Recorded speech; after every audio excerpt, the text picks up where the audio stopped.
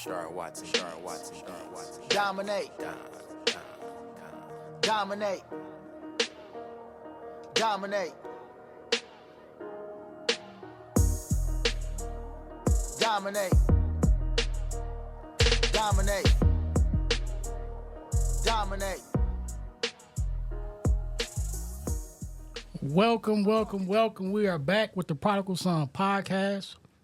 We are on Apple Podcasts. We are on YouTube. My name is Vincent Warren, and we getting it popping today. Of course, we dominating. And I'm here with two special guests today. My man Smoke, a.k.a. Travis, and Said, my kid. And I always try to give flowers where it's due. First of all, saying you cook like you feel me? Your food. I don't really eat everybody's food, but your food be smacking like a black belt. You feel me? Yes. And Smoke, the first time I talked to you was on Labor Day for real. Yes, I didn't really know you like that. Yes, but my thing is when real ones link up, you feel me? You can't help but it's organic and it's true. And that was just last Monday. Look, we here today. We're here.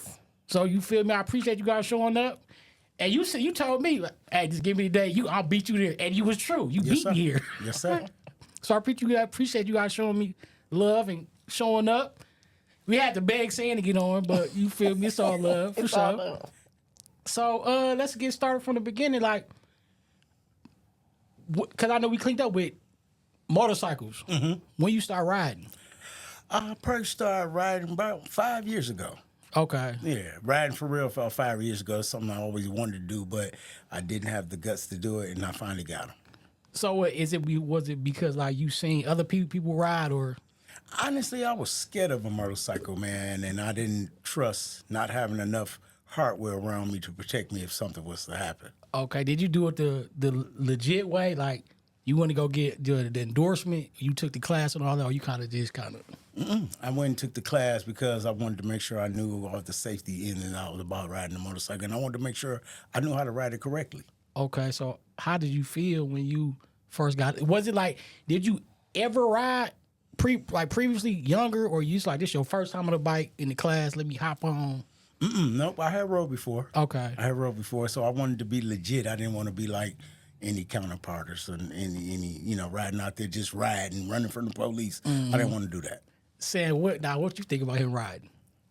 At first, I was a little nervous and scared, but truthfully, I wanted to ride too. Okay. But my mom kind of like scared me. My Okay. dad used to ride, and then my stepdad. So was it like a crotch rocket ride, or was it like a Harley? It was like a Harley. It was a cruiser. Okay. Yep. Okay, because I know when I start riding, my old dude told me, like, man, when I got my first bike, he like, man, you need to get you a Harley first. I'm thinking like, man, no, I want the crotch rocket, man. I'm trying to be speed demon. Let me turn it up one time. Right. So I've been on a crotch rocket like 2 years. But then when I start riding, I'm like, man, jumping back hurt on this boy. You feel me? I got to get off. So then when I bumped it up to a cruiser, I'm thinking like, I'd never go back to Ever. it. Never. Yeah. I used to ride one to play around on it, but I didn't want to. I used to ask questions about that crotch rocket, and they was like riding it a long way, and I was like, nah, I want to be something I can cruise and be comfortable on. Okay. Yeah. Was you into a bike club or? Nope, never was in a bike club, never wanted to be in the bike club. I just wanted to ride for fun with a couple people, and that was it. It didn't really even have to be a big crowd. Okay. So how was it your first time out the class riding on the outside by yourself? I couldn't wait because I had my endorsement, and I wanted to ride. You know what I'm saying? So I got with a couple friends that I trust, and then I rode with them, but I didn't ride with a lot of people. So the people you was riding with, was they like riding for a long time? Were they kind of beginners too?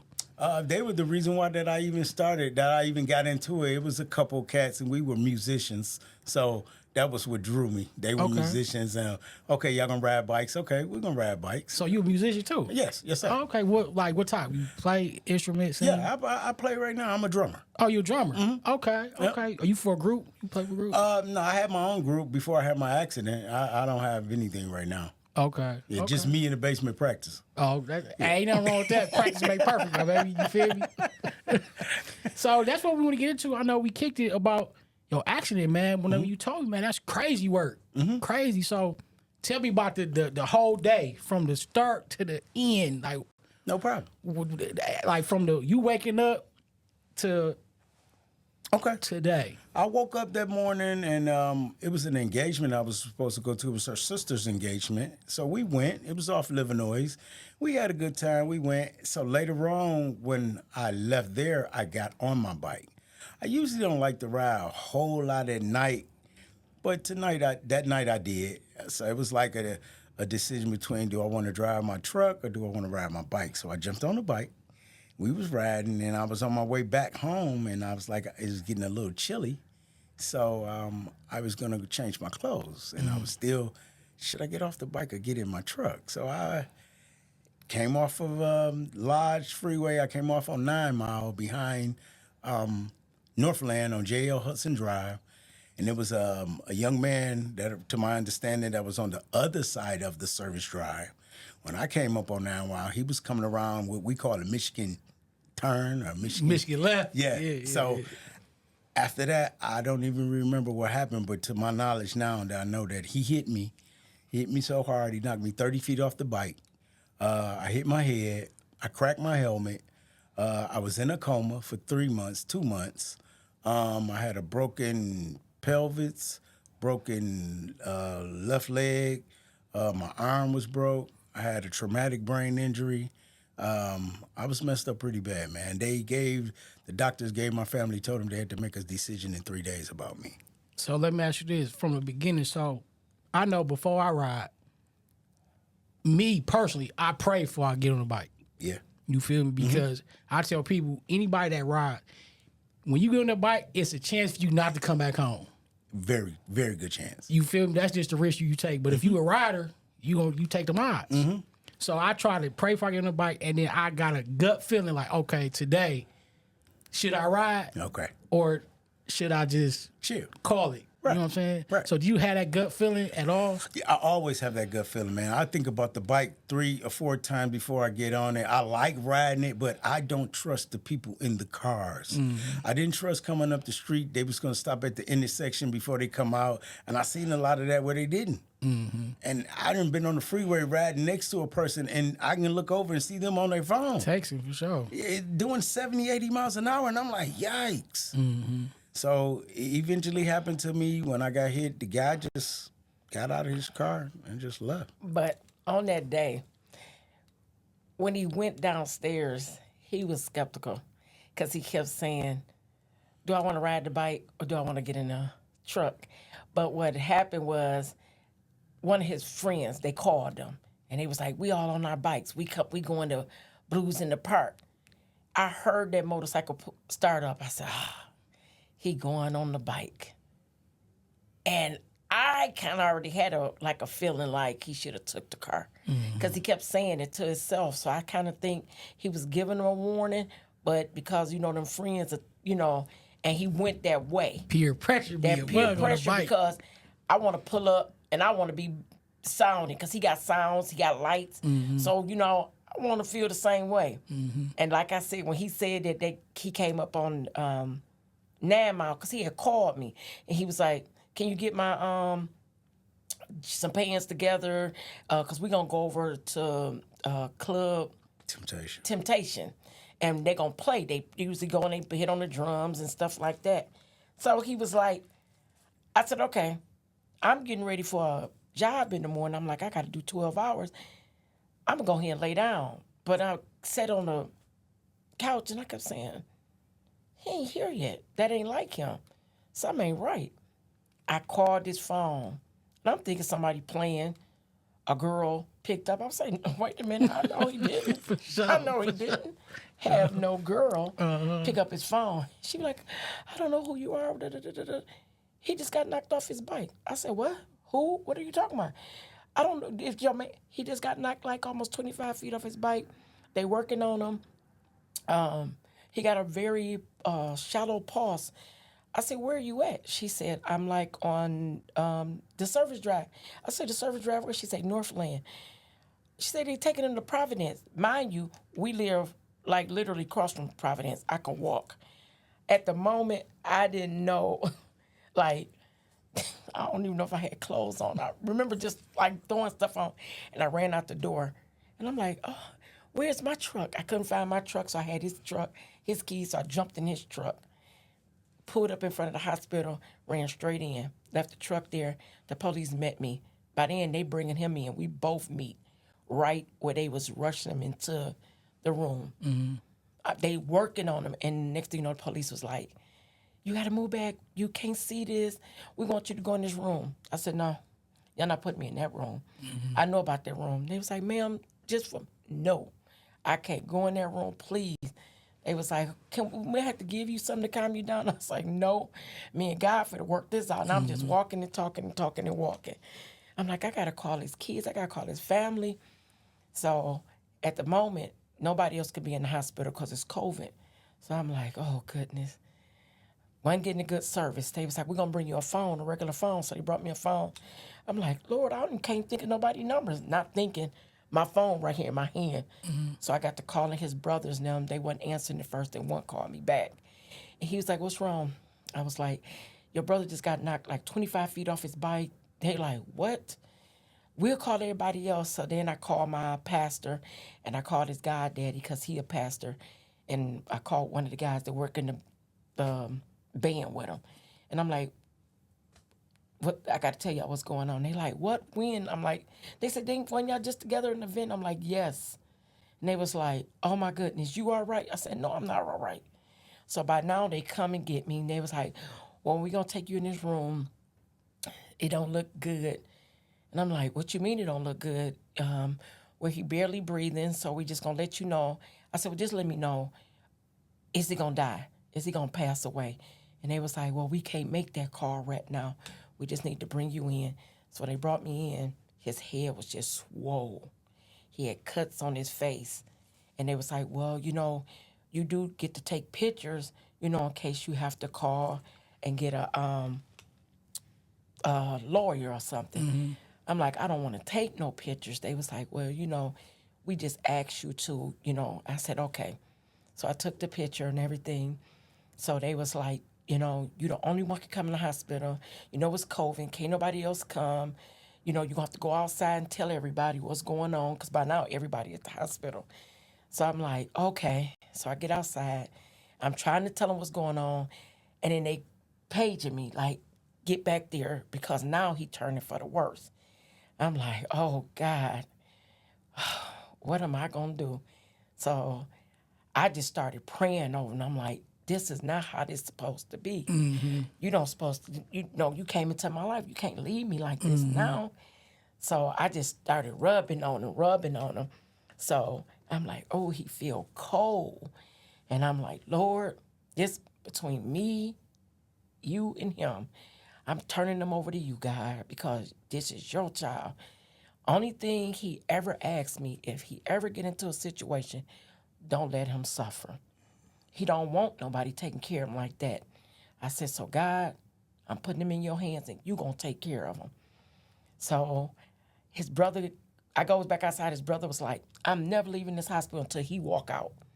I'm like, well, he might be here for a minute. He said, well, I'm asleep in this parking lot then. So I'm like, okay. So I goes on home after being there till about 4 a.m. because now I got to go down to his job, let him know what's going on. So I get up that morning, I bring his brother some food and stuff to eat, and I leave and I go to his job. They calls me like, you need to get back up here. Emergency, some decisions got to be made. And I'm like, oh, God, I'm driving all the way home, nervous, shaking. Don't know if I need to throw up or what. I get there, they had to rush him to ICU. Oh, when I walked in that room, every machine you could think of was on him. From head to toe. By now, they didn't have to put a hole in his head, to put a piece in his head because by him fracturing his skull, they didn't know if bleeding. They had to put these tubes up his nose, tape all this stuff on his face. And I just looked like, wow. Lord, I guess this the test that you finna take me through. And they was like, he's on high monitors. I'm like, what you mean? And Lord, when people get sick, and like I tell people, I have a heart of gold, but when it comes to somebody's health, why is it that people get so, I'm going to say ignorant? This man fighting for his life, people up there trying to sneak in the hospital, trying to say they this, they that, using our business as this my business partner, trying to get up in there to take pictures of him, trying to already call lawyers, and like, what can y'all get from this? This man fighting for his life, and y'all worried about money. That money. That money. Do you know it ain't even that much money in the world that can fix what he going through? And like I tell people, and I'm going to say it to you, and you, I'm glad that we here talking about it, because like we have talked about it, because next Thursday, which is the 19th, it'll be 3 years for his accident.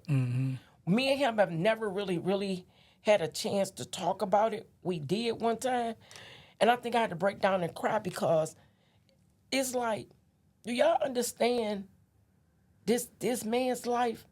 That stuff changed. He can't go to work no more. Do y'all understand? He the one be in the house probably going through emotions that I had my pelvic broke. My feet will never be the same. My mind, a traumatic brain injury is not like a concussion. Okay? This is something that he might go into dementia early. He have attitude problems or issues. Because the doctors, at one time, they almost threw their hands up at him when I would take him to all his appointments. They didn't want to be bothered with him because his attitude was Hot the roof on. They left him in a room one day and told him, we're going to leave you here. We taking her out the room because you are off the chart. I mean, because he didn't understand his pain. He didn't understand what he was going through. And they was like, you need to be by yourself. And we did. We left him. He almost caught a case that we couldn't fight until he got out the hospital, where he slapped the nurse. Hey, Smoke. He slapped the lady, but the girl didn't explain to him, because they had to put him in Novi at the scientific something, because his traumatic brain injury. He didn't know what was going on, and he had to wear these mittens because he didn't know what all these tubes was. So one day he had his hand down there because he's trying to figure out what's going on, and the girl thought he was being jacking off. For sure. So he wasn't. He was just irritated because they had left feces on him. So he itching. They weren't cleaning them good. So he was trying to get to that scratch. For sure. And the girl was, I'm going to say 26. So in his mind, I'm a grown man. I shouldn't be tied down, because they had him strapped. Like, what's going on? And instead of her explaining to him, she snatched on him. And when she snatched on him, he just came up and socked her. Not being funny, white. She went on ahead and took it as aggressive, and the social worker and them didn't know what she was doing. They had a camera on him. That's what helped him. They had a camera on him at all times, and he had a sitter, because I would have to leave sometime. His injuries were so bad, we had to have somebody to sit with him, because he had to wear a neck thing. He kept pulling out the nose thing. And if he didn't wear that neck thing so many times of the day, he was going to be paralyzed from the neck down. So thank God he had the insurance he had, because he could have been worse than what he was. So I tell people, I thank God that he put me in his life. He had to go through this, because if it was somebody else, he wouldn't be here where he at. I walked the walk. Out of 3 months that he was in the hospital, from the September the 19th to December the 3rd, to when they set him in my vestibule of my home and left him, I might have missed the appointment one time because I had to go to the doctor. At the same time that he was going through his traumatic issue, I was getting ready for a heart defibrillator. So had to take care of myself because I had to get this heart defibrillator. Mm-hmm. So that's why I say don't a lot of people know what I was going through. Mm-hmm. But I made it through that because I ended up getting my defibrillator after they dropped him off to me December the 3rd. I got my defibrillator March 17th on St. Patrick's Day. Okay. He was there for me. Oh, that's good. So he was able to take me to the hospital, tell my mom, you stay home because just like she was there for me, I'm going to make sure I'm there for her. Mm-hmm. So I tell people, this ain't nothing to play with. This is nothing to play with because he still be upset and mad. I know he do because I know at times he wanted to go for that young man, but I couldn't give him that information. That's understandable. Mm-hmm. But being on a motorcycle, it's an adrenaline and what's the name? I just tell people, it's just a chance we take, just like in a car, you know? So. Man, I gotta give you a hug or something because for one thing that I value is a woman that's always by your side no matter what. And that's gonna stick by you because if she wasn't there just to rub on you and to pray for you, who knows? You feel me? It would have been a bad situation. It would have been a bad situation. And then a lot of times when people don't see the advantages of what you was doing when you was up, they walk away. Well, I set it up like that because I don't trust a lot of people, and I got kids. I got 4 kids. I can't. They don't know enough about my situation to do what she did. Mm-hmm. You know what I'm saying? They wouldn't know to go down to my job. I don't know if they would have been talking right. Mm-hmm. You know what I'm saying? So I set it up like that for a reason. If something was to happen, I need somebody who know what they're doing to be in control. Mm-hmm. I got too much stuff, man, to just. They would have took everything and just sent me to the nursing home. But saying you seasoned though, I think that's what a woman that's seasoned. I think that's came from that time.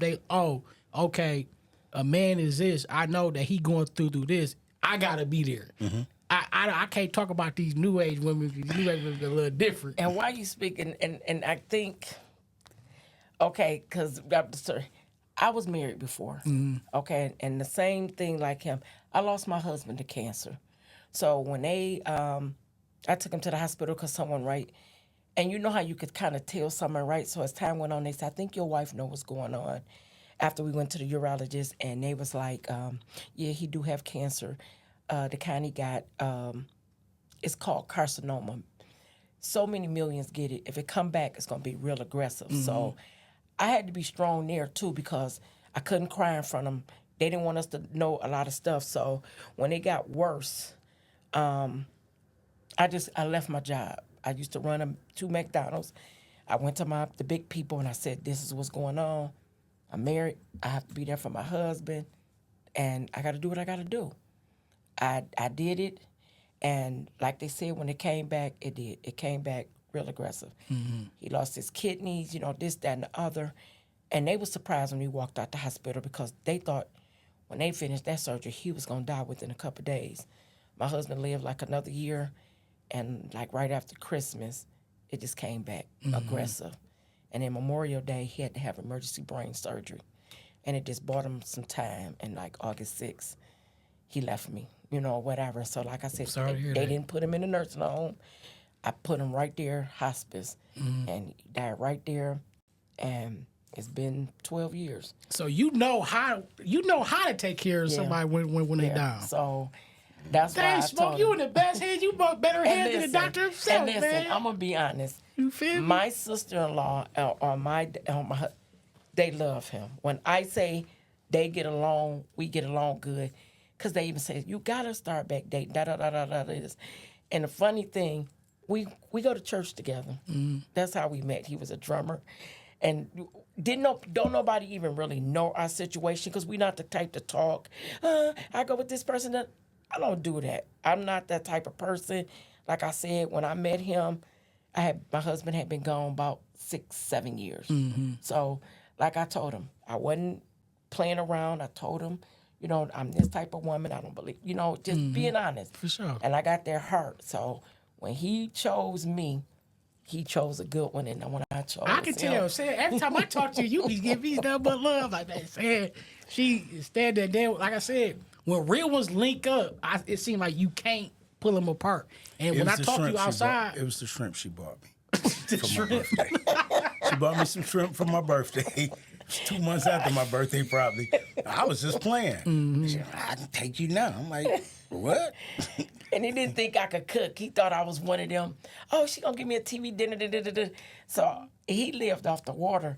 And so I goes down to his apartment, condo. And I said, what is all this in your freezer? Who buying you all this stuff?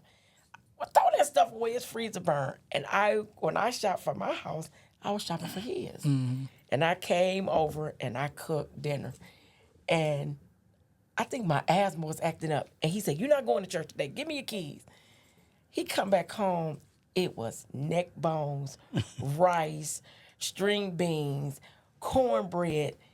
And he looked over in the pot. He gonna say, oh, yeah, you know how to cook because your rice ain't sticky.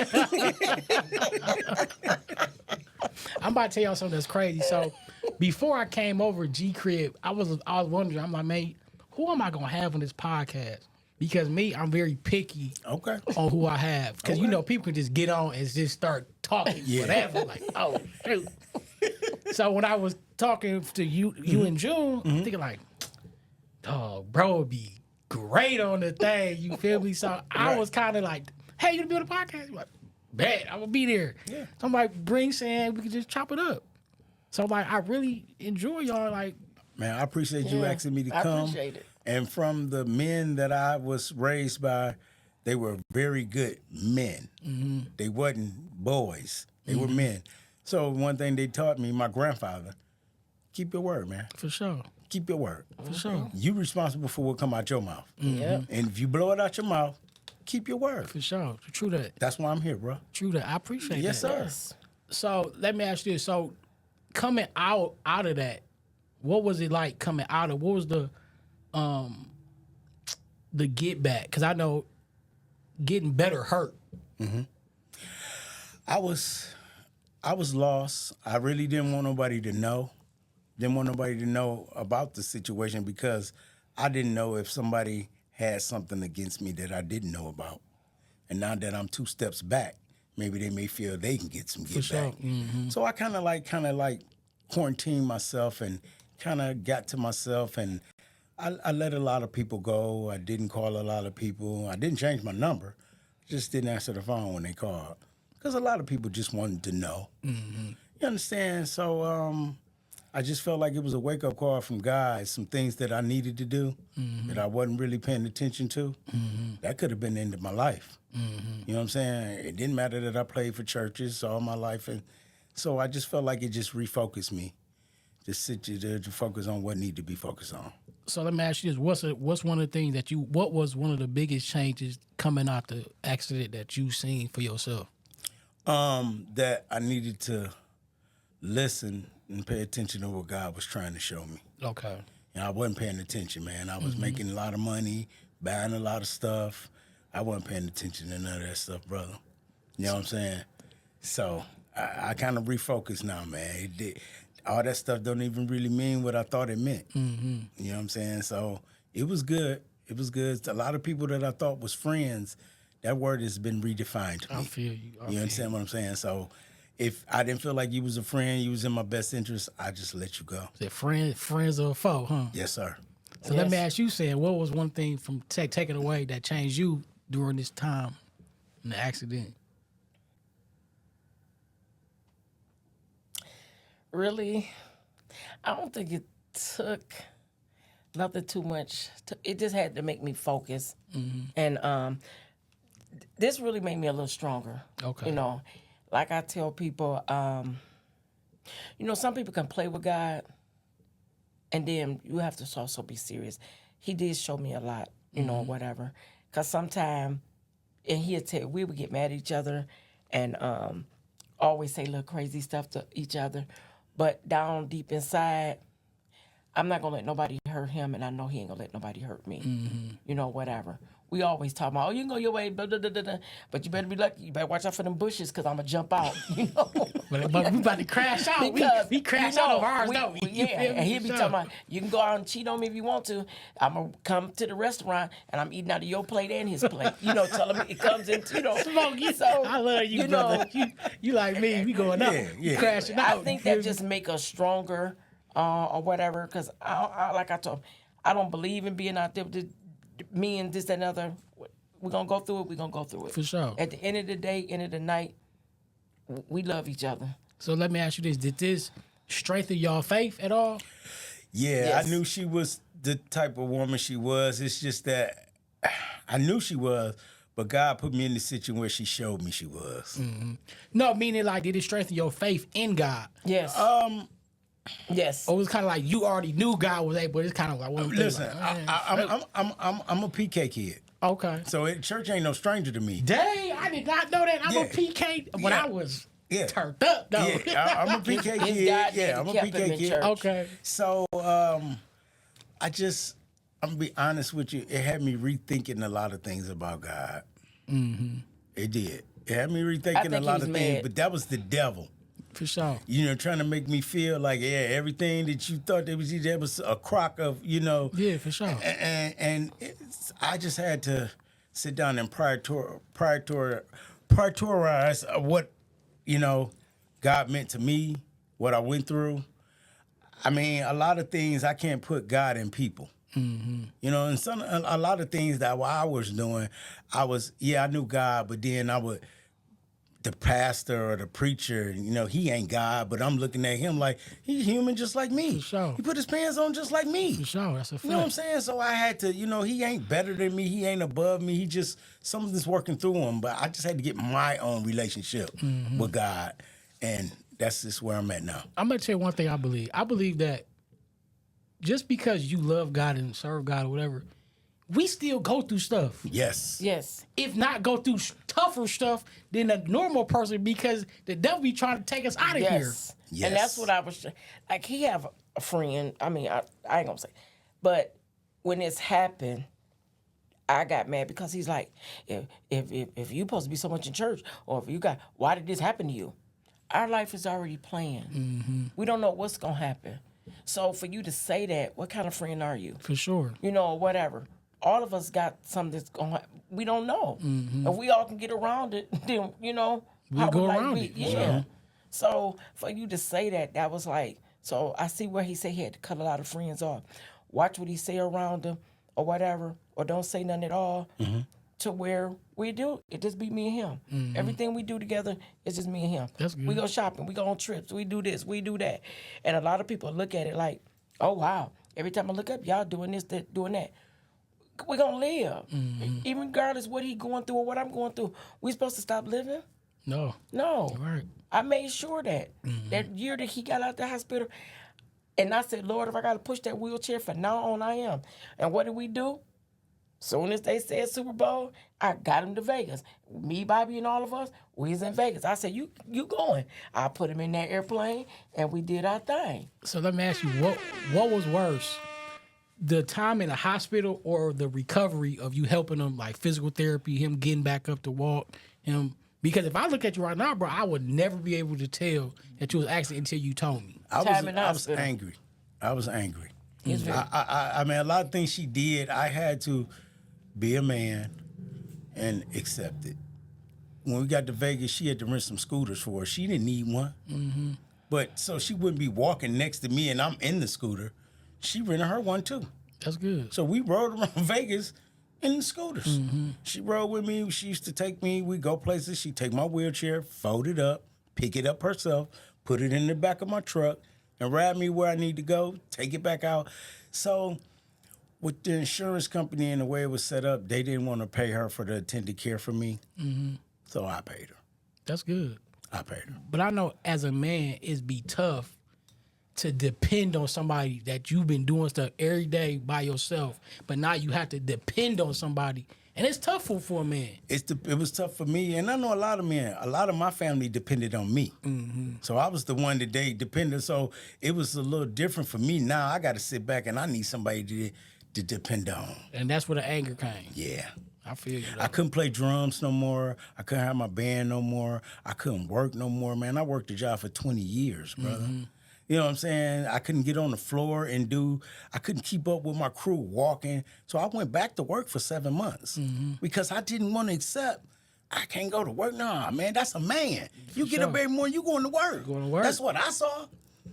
I couldn't do it. I did it for 7 months, man, and I didn't want to be fired from my job because I was the weakest link or I couldn't keep up with what I was doing. I was a building engineer before college. So I just went on my lunch one day. I went back to the doctor. Okay. And told the doctor. I made him. I can't. I said, I can't do this. Listen to saying. I made him because you gotta go. You know brother. why? Because you can hear the anger, and it started where we was going at each other, like. And I said, it's okay. It's okay if you can't do these. Why hurt yourself more and more? And when he went back, the doctor was like, if I knew that you was doing this up on a ladder, up on a roof, you wasn't ready for that. You could have fell off that roof. And you would have been dead this time. Now what? He sent them papers, did it. I'm going to go back to work that afternoon. No, you taking them papers back and you leaving out. I took them back. No, you're not driving yourself because I know what you're going to do. And I told him, go on in there. Get them papers in there. So let me ask you this. What damage you have now? I know you told me you had $1 million worth of... Titanium steel in my body on my left side. Okay, so what? Like, what, pelvis, hip? Yeah, like right, my hip, my arm. And then I don't know what they put right here, but I got something right here. It's Just the pelvis. So they had to put me back together right here. Okay. They worked on me for 2 days for 15 hours apiece. Okay. And I had a traumatic brain injury. My head was swelling, so they put something in my head to release the swelling. I had my arm, so my hand is contracted. I can't open my hand anymore. I'm never going to be able to open it again. I can't hear in my right ear. And I got hit on the left side, but I can't hear in the right ear. They wanted to do some surgery back there. They said they think that it's a bone that runs from your ear. They think the bone is broke.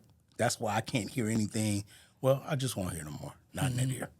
So I ain't going through another surgery. No, another surgery. They ain't put nothing behind my head. They say it probably ain't going to work. Something like that is when you're a baby and it'll heal better. So he would probably get more damage. So we just have to deal with the hearing aids and, So do you feel like, I know a lot of people when they have surgery and they have these steel, well, my mom, when she had these steel stuff in her back, when the weather changed, she feel it. I'm going to be honest, man. God has blessed me. I don't know nothing about that. Okay. I haven't felt it yet, and the weather has changed. I went through the winter. I still drive. I can't get into any physical altercation with nobody. Okay.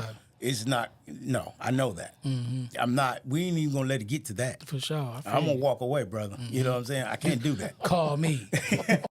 Call me. Right. Yeah, so. I got up on speed dial. Right. So I just kind of just stay with her and me, just do what we do. I don't put myself in those situations like that. Because let me be honest, because if he was the Travis that was then, everybody got mainly they CPLs or whatever, carry a gun. I thank God that, this kind of like stopped him because they did wouldn't renew it because of the traumatic brain injury. And because at first the incident that he had. Okay. He can go back and get it, but he said his mind tells him no. Because now the way these folks is, he would have caught a case. So I'm kind of glad, he don't, and we don't go a lot of places to where he can be like that. And like he said, we stay together and we do stuff together. Because I don't know if I could be able to do if they tell me he gone for good. I'm be honest, you're going to have to have me back on this podcast. I'm like, Smoke, what you do now, my baby? So I thank God that we stay, when I see his temper getting where it is, if we are somewhere, we will leave. We, you know, or whatever. Well, I do know this. If I do let it go left, the people in prison ain't gonna care that I was in a motorcycle accident and I got $1 million worth of titanium still in me. You gonna have $1.2 million because they gonna try to tear you out the frame. You feel me? No, for sure. Facts. I got a couple cousins that been locked up. It ain't no respected person in there. You know what I'm saying? They don't care what you've been through, who you are. They don't care. Me? It's always somebody that's trying to get to the top. But you look good though, bro. Thank you. Thank you, man. And then you got a solid one right there. I always commend. Yeah, I thank God for her, man. For sure. If I could have gave her more, I would have gave her more, but I gave her half of what I had. You know what I'm saying? I said, listen, I ain't no, I appreciate what you did. I need a little bit of this, but you can have the other half of this. So you can never ride again, or you'll never want to ride again. I don't want to ride. He ain't never riding again. I could ride again if I wanted to, but no. My foot is not secure enough for me. If something was to happen on that bike, I feel like I'm gonna mess myself up even more. I fell off of it once before I had this big accident. I was coming home and they was doing some construction and I wasn't paying attention and the ground was unlevel. Lord, so when I came off the ground, I came off the pavement, I went into some gravel. Brother, the bike was on the ground and I was too. But I tell anybody who rides, you're gonna have the moments where you gonna fall off. Everybody fall off one time. The bike be out of control for I you. fell off in the grass in the backyard. Did you? Man, tore the bike up on the first week I got it. Well, at least you honest about it. I ain't gonna lie. He came in the house, and you know how you try to come in the house like a kid and sneak, and he's, I might as well tell you, I just fell down the street. Knee was a little scraped up. I was like, oh wow, and I'm nervous. I rode one time, and he tricked me. He was like, come on, get on the bike. We're only going around the corner. He took me like all the way to, was that Grosse Point? Yeah. To an AT&T store. I did not know when he leaned, I was supposed to lean. She's sitting up like this. I'm leaning. I said, don't do I'm that. nervous. And it just felt like, I felt just like the cars were so close to me. I kept looking over like, oh, Jesus. Oh, when we gonna get to where we going? Please get me back to the house. When I got off, I just sat on the ground, was like, never again. Never. And I haven't been. But I did want to ride. But I wanted to. Ride is when I say such a beautiful thing because it's like when I'm on a bike, I don't care about nothing else. I could be having a terrible day going left, but you on the bike, everything just. Is that what they call wind therapy? Wind therapy. Yes. Call me, make sure I'm good. I mean, sir. then you start losing time. If you get on a bike, normally I get on a bike closer towards the evening. You might as well, you on a bike 4 hours, you lose track. Listen, that's what he do. He'll be like, I'm hungry. Cook some dinner. I cook the dinner. I call, and he had everything hooked up. All right, you know what? Just put it up, because I'm going to be out here a couple more hours. It would be times they would be riding. He said they just started riding, and they might have just went to Ohio for a minute. He'd be like, oh, man, I got to go. I got to go to work in the morning. Yep. And now I'm mad. Like, you was on that bike. And he was like, I ain't mean to, that wind therapy. So I get it. I understand. I had music on the bike, man. I had the what is it, a chatter box. Oh, okay. You know what I'm saying? So I'm talking to everybody while we riding. We talking to each other. I ain't got to, look back and make sure hey, man, I'm making a left up here at the corner. So everybody know when we get up here, we making the left. And I was just so addicted. I was buying so much stuff. I feel you. I bought so much stuff. I only thing I still have is the motorcycle jacket. Okay. The boots, everything. Like a trophy. Yeah. I'm gonna wear it one day. Just look like I'm riding a bike, sure. but I ain't riding. Yeah, we kept some things. Then we gave it away after I got to see the bike. He didn't ever get to see it. I had to go and see the bike, and I was like, Lord, he made it off this. I lost so much stuff on that bike, man. She brought me the police. Did the police give you my cardies? Yeah, they gave them to me. Whole lens missing. Yeah. Man, look at it. You know we in the city because all these jokers care about the yays. Where my Cardi's at? I still got them. That's a D thing for sure. They gone. That's Yeah. a D thing for sure. Yeah. Yeah, they gone now. But They stole this gun off of them. I had $1,000 in my They pocket. stole That was gone. $1,000 off of them. Brand new 45 gone. Yeah. I would have had to go back and retrieve that. You know what I we think did? what happened when they knocked me off when I got knocked off the bike, I think the gun flew off. Yeah, for Yeah. sure. And I think when they cut the clothes off me, they probably put them clothes in the garbage and didn't even know that $1,000 was in my pocket. But I did get his nice white gym shoes. They gave me that. His one diamond earring. But like I said, when that boy hit him, I thank God because he said if he would have hit him a little bit harder, he would have knocked him onto the live freeway. So, but they did leave the car there. The guy left the car there, and they got out and walked away? Walked away. They ran away, walked away. Okay, yeah, he was on some skeechy stuff. No, he was ignorant though. The car is registered. To his girlfriend that was in New Jersey, but she came and she ended up giving him up. Whatever. Maybe they was I gonna just- charge her. We just prayed, when we pulled them up, we could find everything on Facebook. For sure. I couldn't let him know, whatever. But as later, I, kind of, and so we don't tell names because we don't know who knows who, sure. and we don't want no retaliation, So we just, put it in God's hand, and let God, I know we getting closer towards the close, so I just That's wanna- cool. got some end questions for y'all. Okay. All right, for you first. So, what was one of the takeaways that you got from this whole incident? Like, what's one thing that you would tell a rider that's beginning riding or one that's been injured? So that's a 2-part question. I'm gonna be honest. I think what I will tell them, because I mean, you try to put it in God's hands, and when all else fails or something still happen, I just say put it back in God's hands, because I did everything right. I got all the endorsements. I had all the protection on me. It's just I could not change the fact that that guy just was gonna hit me. I'm glad. I wish I would have had a real helmet on though. You had a half helmet. It was a half helmet and it was a cosmetic. Okay. Little shiny, look pretty helmet.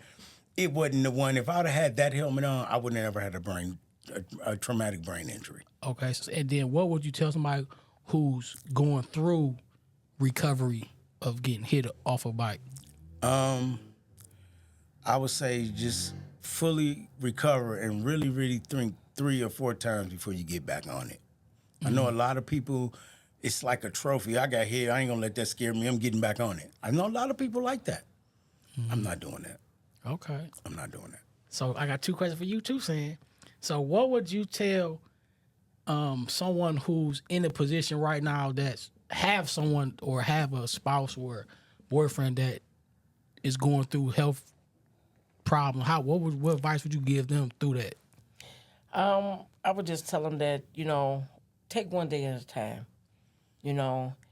Healing is nothing that's going to come overnight. You just have to go to your doctor's appointments. I know sometimes people men don't like taking medicine or whatever. Just do what the doctors say.